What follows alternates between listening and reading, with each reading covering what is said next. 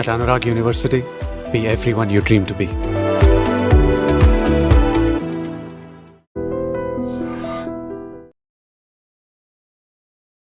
నమస్కారం, మీరు చూస్తుంది ఐ డ్రీమ్. నేను మీ కీర్తి. వారాహి నవరాత్రిలో భాగంగా ఈ రోజు 9వ రోజు విశేషాలు తెలుసుకుందాం. మరి 9వ రోజు శుక్రవారం వస్తుంది. 9 రోజుల పాటు పూజ చేసుకుని అమ్మవారికి ఉద్వాసన పలకొచ్చా పలకకూడదా, మరి పూజా విధానం ఏంటి, ఏ అవతారంలో పూజించాలి, ఎలాంటి నైవేద్యం సమర్పించాలి, ఏ మంత్రం ఏ పూలతో పూజ చేయాలి, ఇలాంటి విశేషాలని ఈ వీడియో ద్వారా తెలుసుకుందాం. మనతో పాటు ప్రముఖ ఆస్ట్రాలజర్ బ్రహ్మశ్రీ నందిబట్ల శ్రీహరి శర్మ గురుగారు ఉన్నారు. నమస్తే గురుగారు. వాగర్థావివ సంపృక్తౌ వాగర్థ ప్రతిపత్తయే జగతః పితరౌ వందే పార్వతీ పరమేశ్వరౌ ఆదిత్యాయ చ సోమాయ మంగళాయ బుధాయ చ గురుశుక్ర శనిభ్యశ్చ రాహవే కేతవే నమః. శృంగేరి జగద్గురు పీఠాధిపతులకి కంచి పీఠాధిపతులకి నమస్కారములు తెలియజేసుకుంటూ కార్యక్రమాన్ని ప్రారంభిద్దాం. గురుగారు, 9వ రోజుకి వచ్చేసాం కదా, మరి ఈ 9వ రోజు అమ్మవారి ఏ రూపాన్ని ఆరాధించాలంటారు, ఏ విధంగా చేయాలంటారు? అమ్మవారికి సంబంధించి 9వ రోజు అంటే మనం మొదటి నుంచి కూడా వారాహి అమ్మవారి చిత్రపటాన్ని పెట్టుకుని 9 రోజులు అంటే 8 రోజుల పాటు ఒక్కొక్క అవతార స్వరూపముతో మనం పూజిస్తే 9వ రోజు అసలు అమ్మవారి రూపంలో మనం కొలుస్తాం. మీరు అందుకే మీకు చూసినట్లయితే దుర్గా నవరాత్రులు, శరన్నవరాత్రులు అంటారు కదా, 8 రోజుల పాటు పూజించి అసలు సిసలైన రూపాన్ని 9వ రోజున పూజిస్తారు. అదే విజయవాడలోనైతే రాజరాజేశ్వరి అమ్మవారి రూపంలో, అలాగే ఇక్కడ మన ఈ సంబంధించినటువంటి శ్రీశైలంలో అయితే మహిషాసుర మర్దినిగా, అంటే ఆ రూపం అసలు సిసలైన రూపం 9వ రోజున పూజిస్తారు. అలాగే ఈ 9వ రోజున ఈ వారాహి అమ్మవారి అసలు సిసలైన రూపము ఈ అమ్మవారిని దండిని వారాహి రూపంలో మనం కొలవాలి. అలాగే దండిని వారాహి రూపము అనేటువంటిది మామూలుగానే ఒక శూలము ధరించి ఉంటుంది యుద్ధం చేయడానికి. అంటే లలిత అమ్మవారి యొక్క అంశలు 3 అమ్మలు కదా, మహాలక్ష్మి, మహాకాళి, మహాసరస్వతి. కాబట్టి మహాలక్ష్మి స్వరూపముగా అవతారమేమో వారాహి, సరస్వతి స్వరూపమేమో మాతంగి, లలితాదేవి ఎలాగో లలితాదేవియే. కాబట్టి లలితాదేవి చిత్రపటాన్ని పూజించే వాళ్ళు సంపూర్ణంగా ఈరోజు లలిత అమ్మవారి స్వరూపంగానే భావించి చేసుకోవాలి. వారాహి అమ్మవారి సంబంధించి శుంభుల్ని సంహరించేటువంటి సందర్భంలో ఈ సంబంధించినటువంటి దండిని వారాహి వచ్చింది. సైన్యాధ్యక్షురాలు ఈమె, సర్వ సైన్యాధ్యక్షురాలు ఈమె యొక్క రథసారథి స్తంభిని దేవి. ఈమెకి, ఈ దండిని వారాహికి 1000 వరాహములు రథములాగా లాగుతుండగా ఈ అమ్మవారు బయలుదేరిందట. ఈ అమ్మవారికి కిరీటి రథచక్రం అనే పేరు కూడా ఉంది. కాబట్టి ఈ అమ్మవారు దండిని రూపంలో అసలు సిసలైన వారాహి రూపము ఈ అమ్మవారిది ఈ యొక్క 9వ రోజు. ఇది ప్రధానంగా ఆరాధన చేయాలి. అయితే నైవేద్యముగా ఈ రోజున బెల్లం పాయసం నైవేద్యంగా పెట్టాలి. అయితే 23వ తారీఖు కదమ్మా, శుక్రవారం వచ్చింది. సాక్షాత్తు లక్ష్మీ స్వరూపం అమ్మవారు. ఇటువంటి లక్ష్మీ స్వరూపమైనటువంటి అమ్మవారు లక్ష్మీప్రదమైనటువంటి శుక్రవారం రోజున అసలు పెళ్లి చేస్తేనే అమ్మాయిని పుట్టి కన్న బిడ్డని అత్తగారింటికి శుక్రవారం నాడు అప్పగింతలు చేయం. మామూలుగా అయినా అసలు పుట్టింటికి ఉండడానికి వచ్చినా కూడా శుక్రవారం వెళ్ళని. మన తల్లిగా భావన చేస్తూ, చెల్లిగా భావన చేస్తూ, కూతురిగా భావన చేస్తూ, అక్కగా భావన చేస్తూ పూజించినటువంటి అమ్మవారిని శుక్రవారం మన ఇంటి నుంచి ఎలా ఉద్వాసన పంపిస్తాం? అందుకని శుక్రవారం నాడు యథావిధిగా మామూలుగా పూజ చేయాలి. శనివారం రోజున 7:38 వరకు దుర్ముహూర్తం ఉంటుంది. కాబట్టి 8 గంటల తరువాత మళ్ళీ యథావిధిగానే ఎలా అయితే 9 రోజుల పాటు పూజ చేసామో ఆ విధంగా పూజ చేసి మన ఇంట్లో వండిన పదార్థాలు, అమ్మవారికి పెట్టాల్సిన నైవేద్యములు ఆ విధంగా పెట్టి ఆ యొక్క శనివారం రోజున ఉద్వాసన చేయవచ్చు. అంటే ఏం చేయాలి గురుగారు? ప్రత్యేకంగా గుమ్మడికాయ అది కొట్టాలా, లేకపోతే? గుమ్మడికాయన అది కాదమ్మా, ఇందులో ఉద్వాసన మంత్రం అనేటువంటిది ఉంటుంది. ఓం యజ్ఞేన యజ్ఞమయజంత దేవాః తాని ధర్మాణి ప్రథమాన్యాసన్ తే హనాకం మహిమానః సజంతే యత్ర పూర్వే సాధ్యాః సంతి దేవాః.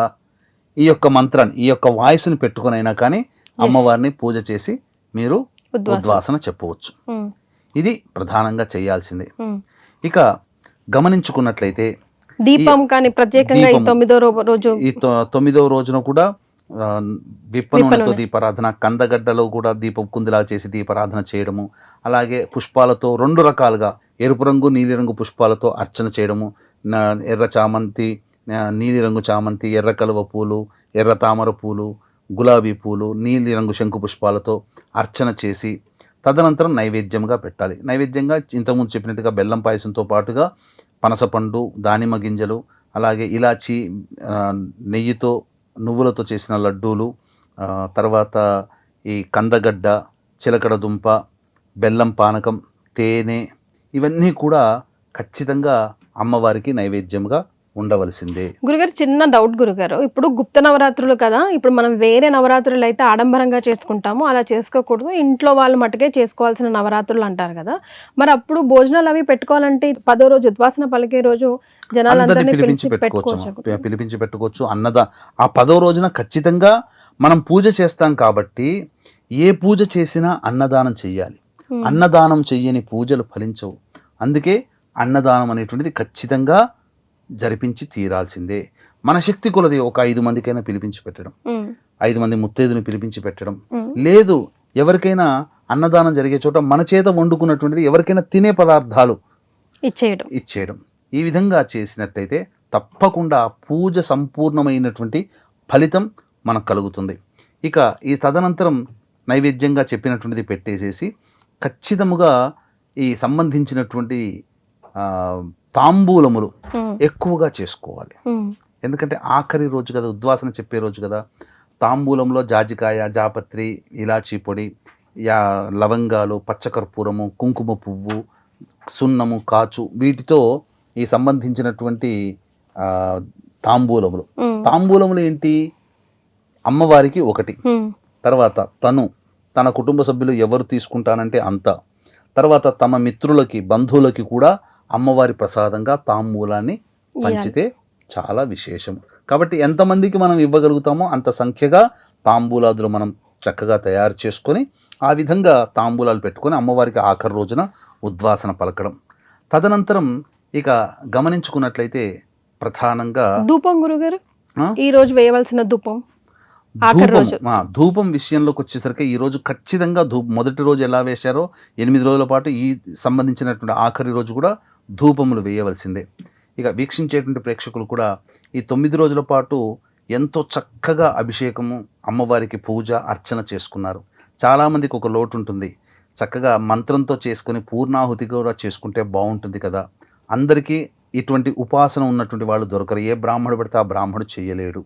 అలాగే ఈ యొక్క పూజ చేసి మధ్యలో ఆపేసినటువంటి వాళ్ళు, అసలు చేసుకోవాలనే కోరిక ఉండి కూడా చేసుకోలేనటువంటి వాళ్ళు, ఎవరి జాతకరీత్యానైతే సొంత ఇంటి కల నెరవేరాలి, ఆర్థిక బాధలు, వ్యాపార బాధలు తొలగిపోవాలి, శత్రు సమస్యలు, గృహ సమస్యలు, ప్రయోగ బాధలు, నరదృష్టి, నరఘోష ఇలాంటివి తొలగిపోవాలి, ఆస్తి సమస్యలు, మరియు ప్రధానంగా జాతకరీత్యా విద్య, వివాహ, ఉద్యోగ, దాంపత్య, అనారోగ్య సమస్యలు, ముఖ్యంగా మేష, మిథున, కర్కాటక, సింహ, కన్య, వృశ్చిక, ధనస్సు, కుంభ, మీన రాశిలో జన్మించిన వారికి శనిదోష నివారణకై ఈ యొక్క తొలి ఏకాదశి సందర్భంగా రాత్రి 9 గంటలకు జూలై 25వ తేదీన మన పీఠమాధ్వర్యంలో వారాహి, ధూమవతి, బగళాముఖి, ప్రత్యంగిర, రాజశ్యామల హోమాదులు జరిపించి పూజ చేసినటువంటి వారాహిమాల ఇవ్వడం జరుగుతుంది. అవకాశం ఉన్నటువంటి వాళ్ళు 25వ తారీఖు రాత్రి 8 గంటల లోపల స్క్రీన్పై కనిపిస్తున్న నెంబర్కి కాంటాక్ట్ చేసి మీ గోత్రనామాదులు నమోదు చేసుకోవచ్చు.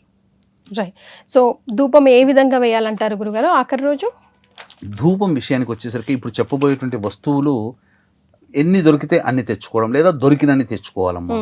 ప్రధానంగా కుగ్గిలం, తెలుపుదైనా నలుపుదైనా, అలాగే పసుపు పొడి, మరియు ఇలాచీ పొడి, తెల్ల గురువింద గింజల పొడి, తెల్ల ఈశ్వరి వేరు పొడి, తెల్ల జిల్లేడు పుష్పాల పొడి, మిరప పొడి, సొంఠి పొడి, మిరియాల పొడి, ఈ 9 వస్తువులు ఎన్ని దొరికితే అన్ని, అవన్నీ తీసి ఆ ధూపంగా వేసి ఉదయము సాయంకాలము ఇంట్లో వేసుకుంటే ఆ ఇంటికి పట్టిన నెగిటివ్ ఎనర్జీ పోతుంది. అలాగే మనకు కూడా ఆ ధూపాన్ని పీల్చడం ద్వారా, మన శరీరానికి ఆ ధూపం తగలడం ద్వారా మనలో ఉన్న నెగిటివ్ ఎనర్జీ కూడా తొలగిపోతుందని చెప్పవచ్చు. గురుగారు మరి ఏ మంత్రం పఠించాలి? ఆఖరి రోజు కాబట్టి ఖచ్చితంగా 1008 సార్లు చేస్తే విశేష ఫలితం అమ్మా. ఇప్పుడు చెప్పబోయేటువంటి మంత్రాన్ని పఠించాలి. ఓం మహిషధ్వజాయై విద్మహే దండహస్తాయై చ ధీమహి తన్నో వారాహి ప్రచోదయాత్. ఇది మంత్రం అమ్మ.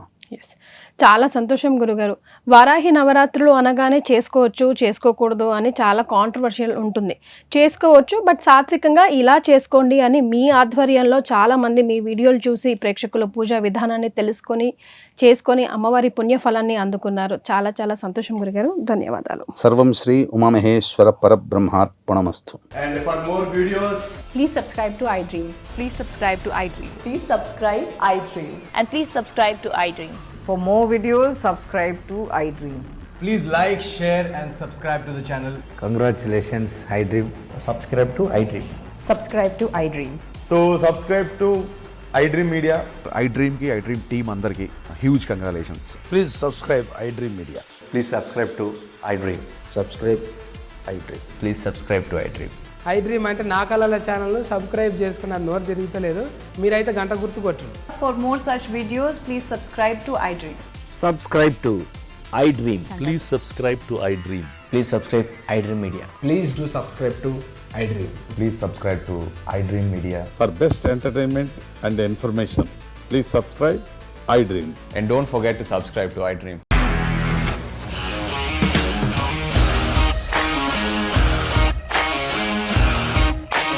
ఇండస్ట్రీలో కమిట్మెంట్ ఇష్యూస్ వస్తే నీకు కూడా వచ్చినట్టు మార్నింగ్ తీసుకెళ్ళారంటే కొట్టి పడేస్తారు.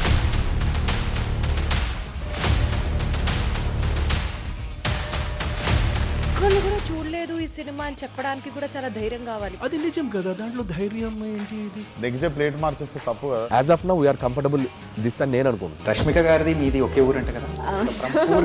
నీకు కోపం వచ్చిందంటే బాగా తిట్టేత్తరా? తిట్టేద్దామండి. నిజంగా గేమ్ ని ఎలా చేంజ్ చేయగలిగారు? ఏపీఎస్ఎఫ్సి వాళ్ళకి 6 నెలల్లో నేను 6 లక్షలు కట్టా. బిజినెస్ చేయాలనుకుంటే it is as difficult as riding a tiger.